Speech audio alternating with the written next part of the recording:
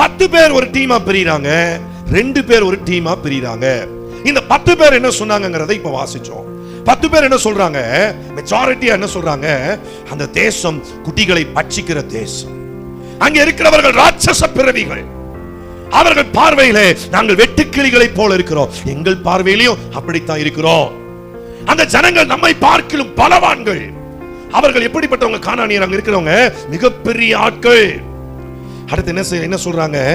அந்த பட்டணம் எப்படி இருக்கு? அரணிப்பானவைகளும் மிகவும் பெரியவைகளா இருக்கிறது. சுருக்கமா சொன்னா எங்கூட சேர்ந்து சொல்லுங்க. நான் மெதுவா சொல்லுவேன், நீங்க சத்தமா சொல்லணும். ஏன்னா ஒரு அம்மா கொட்டாய் விட்டுட்டு இருக்காங்க. சரிங்களா? துர்ச்செய்தியை பரப்பினார்கள். சொல்லுங்க. துர்ச்செய்தியை பரப்பினார்கள்.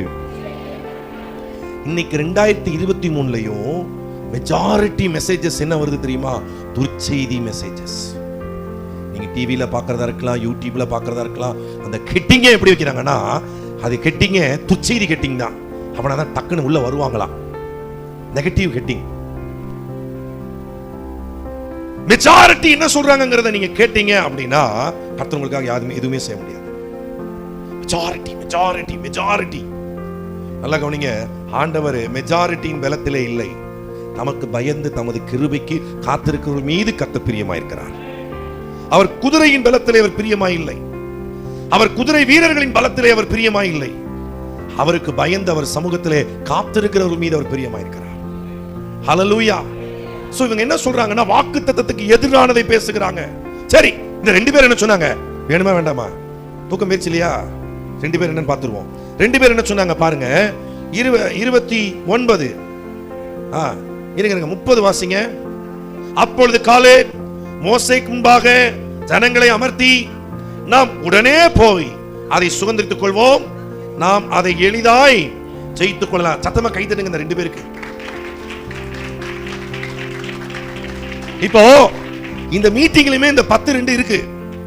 10 எப்படி தெரியுமா இருக்கும்? எத்தனை நைட்டு பிரேயர் ஜெபம் பண்ணிட்டோம், இன்னைக்கா நமக்கு அற்புதம் நடக்க போகுது. நம்ம பிரச்சனை எவ்வளோ பெரிய பிரச்சனை, பக்கத்துல இருக்க அக்காவுக்கு வந்திருக்கா, நமக்கு தானே வந்திருக்கு.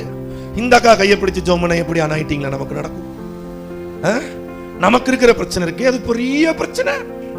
இது 10. ஆனா 2 இங்க இருக்கு. யோசுவா காலேப் மாதிரி. அவங்க எப்படி தெரியுமா?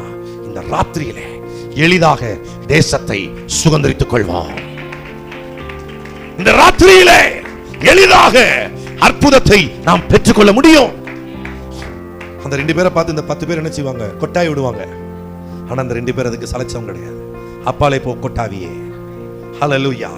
இந்த ராத்திரியில எளிதாக நான் சுதந்தரித்துக் கொள்வேன். ஹல்லேலூயா சொல்ல மாட்டீங்களே? ஹல்லேலூயா.